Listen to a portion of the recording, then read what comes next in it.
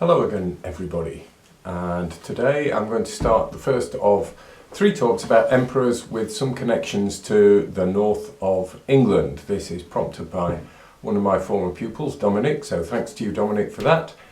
So first I'm going to think about Hadrian. He was born in Italica in Spain. He was related to Trajan, a cousin of Trajan. He was fatherless at the age of 10 and then sort of taken under the wing of Trajan more or less from that point onwards. He joined a trainee army, a sort of paramilitary youth movement almost at the age of 15, and then embarked on a military career which was pretty important to him. But over the course of his life, and particularly over the course of his emperorship, what did he do? Why was he remembered so much?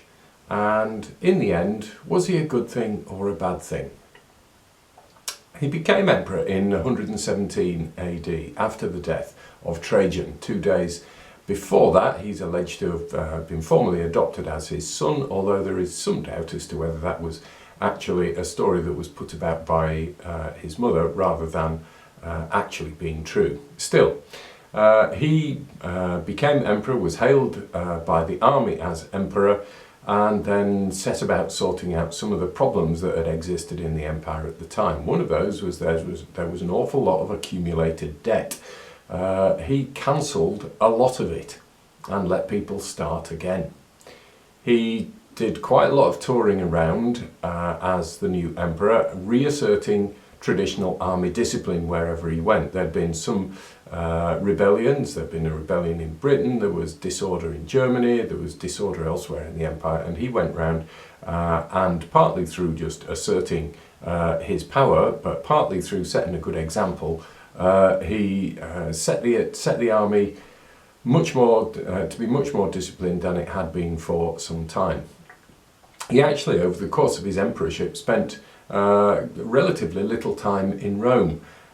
He was respected by the soldiers that he led, following the example of others, not least Alexander the Great, Alexander the Macedonian as he's referred to by one of the sources, sharing the same food and sleeping arrangements as the ordinary soldiers, and he earned a great deal of respect from the men for that. Our 2 main sources for all this are the historians Dio Cassius and also one of the so-called scriptores historiae Augusti, a man called Aelius Spartianus. Now he's a purveyor of fake news if ever there was. He made up quotes, made up sources, breaks off mid-narrative because he appears to be bored with things, but he is the one piece of literary evidence which confirms that Hadrian's wall was actually built by Hadrian, or built under Hadrian. So he's pretty important for that. Aelius also tells us how dedicated Hadrian was to literature, to poetry, the arts, as well as how keen he was on being a gladiator fan.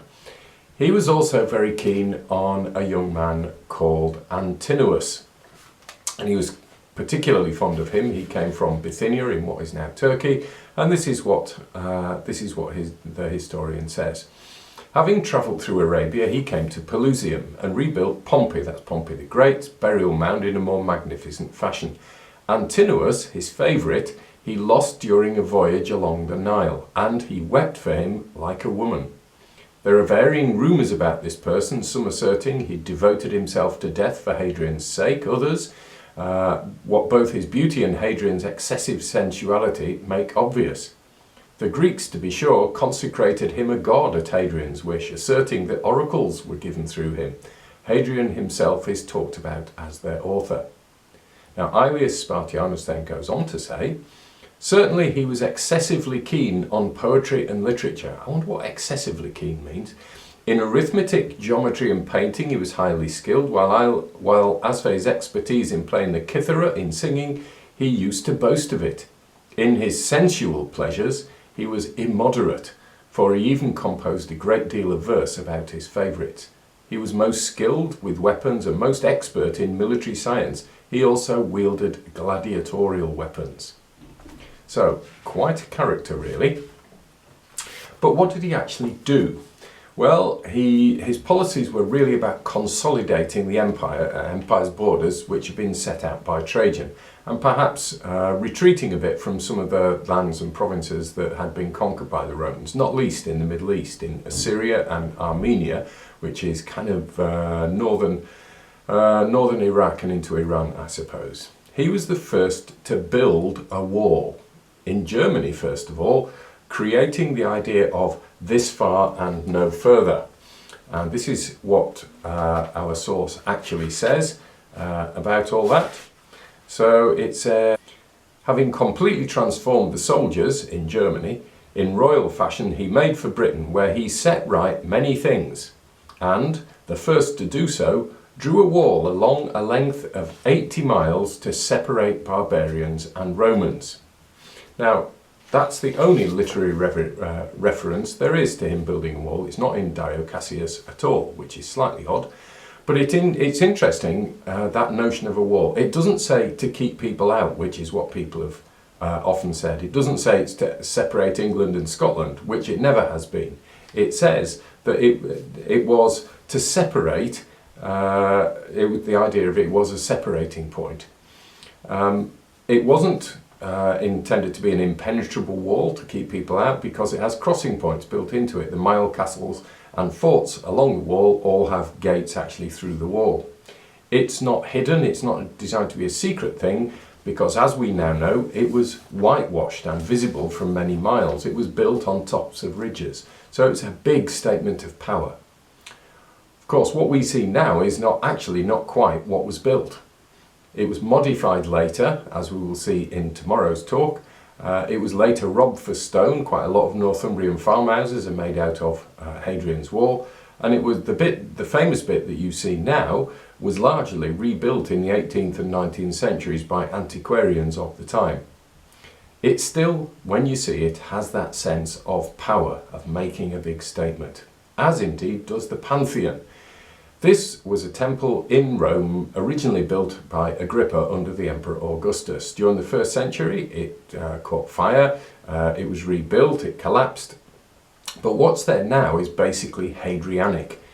The original inscription goes across the front, but the pillars are not quite big enough for the rest of the porchway. And that came about because the builders weren't able to get the right materials in time for needing to get the thing dedicated when Hadrian was returning to Rome in 125, so they robbed some from some other temples. In construction, it's a gigantic globe with a huge coffered concrete dome, which is bigger even than the dome in St. Peter's.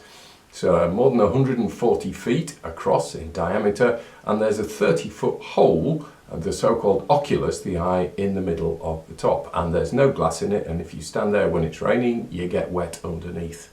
It's a huge and spectacular statement of power and skill, as indeed it still is. There's also Hadrian's mausoleum on the banks of the River Tiber, just down the road from St. Peter's and Vatican. It's now known as Castel Sant'Angelo. A lot of people don't know it was Hadrian's mausoleum at all. This is huge, it's absolutely massive. It was used as a fortress in the Middle Ages, then it was used as a rather grim prison, and it features famously in the opera Tosca, and Tosca throws herself from its battlements to her death in the final scene of the opera. It also features, slightly oddly, in the Dan Brown series of modern novels. But it's a big statement of power. It's a very impressive building, rather dull, but massive. So, in the end, what did Hadrian do?